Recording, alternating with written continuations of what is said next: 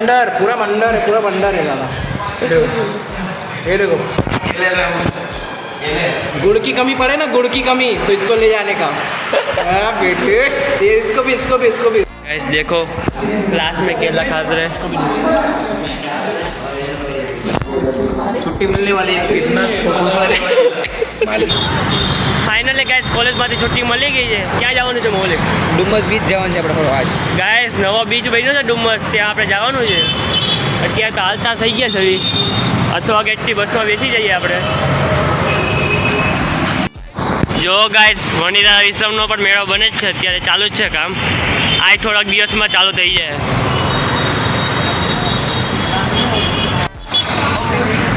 Guys અત્યારે મકાઈપુર પહોંચી ગયા છીએ। 216 નંબરની બસ ડુમ્મસ જાય છે ડાયરેક્ટ, તો આપણે બસમાં બેસી જઈએ હવે। आरसीबी का कैप्टन रजत पाटीदार है, समझा? छोड़ दूंगा, टेंशन छोड़ दूंगा।